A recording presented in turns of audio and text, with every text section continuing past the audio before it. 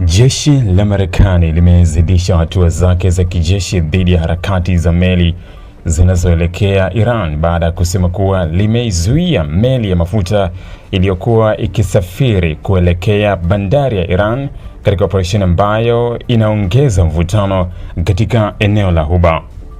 Kwa mujibu wa taarifa ya kamandi kuu ya jeshi la Marekani iliyotolewa usiku wa kuamkia hii leo Julai 16 mwaka 2026, meli hiyo ya kibiashara ilikuwa haina mzigo wa mafuta wakati ilipokuwa ikielekea upande wa Iran.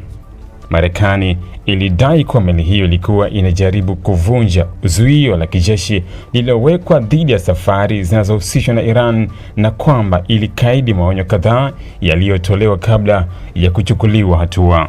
Jeshi la Marekani lilisema ndege yake ya kijeshi ilitumika katika operesheni hiyo na kufyatua makombora aina ya Hellfire yaliyolenga sehemu ya bomba la moshi la meli hiyo. Kwa mujibu wa CENTCOM, shambulio hilo lilifanya meli hiyo kushindwa kuendelea na safari, hasa kwa kuathiri mfumo wake wa uendeshaji. Meli hiyo ya kibiashara ilipuuza maonyo mengi ilipokuwa ikijaribu kukiuka zuio la Marekani. Ndege ya Marekani iliizima meli hiyo baada ya kufyatua makombora ya Hellfire kwenye bomba lake la moshi. Meli hiyo haisafiri tena kuelekea Iran, taarifa hiyo ilisema. Hatua hii inaonyesha kuongezeka kwa matumizi ya nguvu za kijeshi katika kudhibiti usafirishaji wa baharini unaohusishwa na Iran. Kwa kawaida, meli za kibiashara katika eneo la Ghuba ya Uajemi hutegemea uhuru wa usafiri wa baharini unaotambuliwa kimataifa, lakini katika mazingira ya vita na vikwazo, Marekani imekuwa ikisema ina haki ya kuzuia safari ambazo inaona zinakiuka maagizo yake ya kijeshi. Meli hiyo ilikuwa ikielekea katika bandari ya Iran wakati ambapo Marekani imekuwa ikiendesha operesheni pana za kuzuia uwezo wa Tehran kupata rasilimali zinazoweza kusaidia uchumi wake na shughuli zake za kijeshi. Washington imekuwa ikiweka shinikizo kubwa kwa Iran kupitia vikwazo vya kiuchumi, udhibiti wa usafiri wa mafuta pamoja na uwepo mkubwa wa kijeshi katika eneo la Mashariki ya Kati. Tukio hilo limetokea katika kipindi ambacho eneo la Mashariki ya Kati limekuwa likikabiliwa na hali ya wasiwasi mkubwa kutokana na mapambano kati ya Marekani na Iran. Meli za kibiashara zimekuwa zikikumbwa na changamoto kutokana na hofu ya kushambuliwa, kukamatwa au kuzuiwa wakati wa kupita katika njia muhimu za baharini.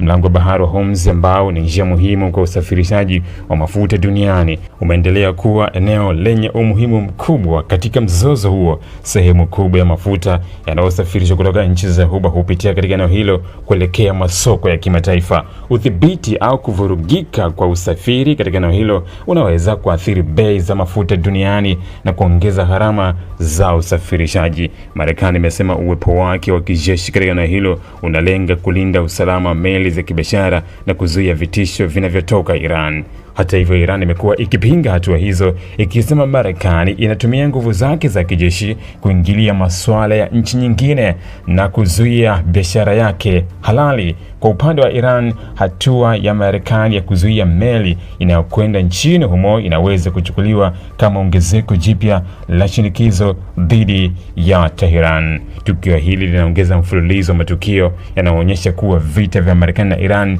havihusishi tu mashambulizi ya moja kwa moja ya kijeshi, bali pia vita vya kiuchumi, udhibiti wa nishati na mapambano ya ushawishi katika njia muhimu za biashara duniani.